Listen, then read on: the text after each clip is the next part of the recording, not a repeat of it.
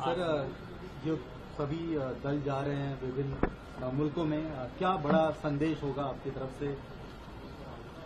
देखिए, जिस तरह से हम जूझ रहे हैं आतंकवाद से, तो इन देशों में जहां हम जा रहे हैं और जो इस्लाम के लिए सबसे महत्वपूर्ण देश है वो सऊदी अरब है, जहां मक्का है, मदीना है, काबा है, वो भी इसी तरह के आतंकवाद से जूझ रहा है।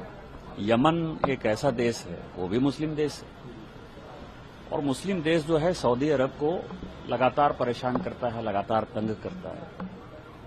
तो उनको आतंकवाद की परिभाषा पता है कि किस तरह से, क्योंकि आतंकवाद का कोई धर्म नहीं होता। पहलगांव की घटना जो है एक अलग घटना है कि पहलगांव में धर्म के आधार पर जो है पहली बार मारा गया, लेकिन जनरली ये माना गया है कि आतंकवाद जो है वो बाउंड्री के बाहर है और धर्म से ऊपर है।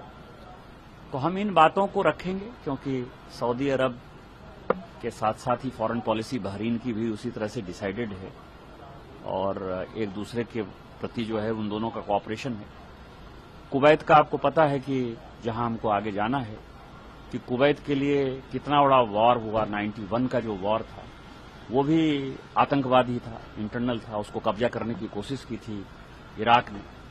तो ये सारे मुद्दे ऐसे हैं जिसमें कि हम निश्चित तौर पर अपनी बात समझाने में कामयाब होंगे। 78 साल से पाकिस्तान ने हमारे साथ क्या काम किया है, और जब हम लौट के आएंगे तो मुझे लगता है कि माहौल पूरे दुनिया में पाकिस्तान के खिलाफ होगा और आतंकवादी राष्ट्र बनाने की तरफ जो है वो अग्रसर होगा। 2014 के बाद से जो भारत बदला है, कई नेताओं ने कहा, प्रधानमंत्री ने खुद कहा कि अब भारत बर्दाश्त नहीं करेगा और जिसको जिस आवाज में सुनाई देगी आवाज वो ही जुबान समझाई जाएगी। ये परसों प्रधानमंत्री जी ने कई एक बातें कही जो बहुत ही महत्वपूर्ण है।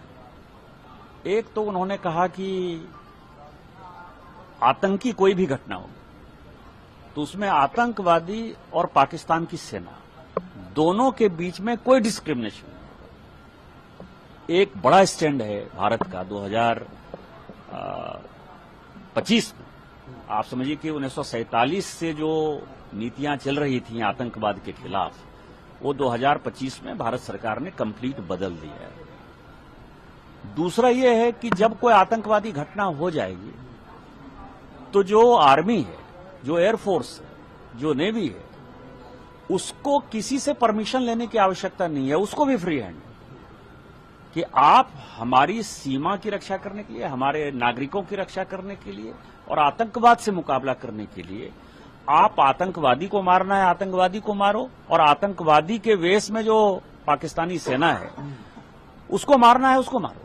आपको ये पूरी छूट है।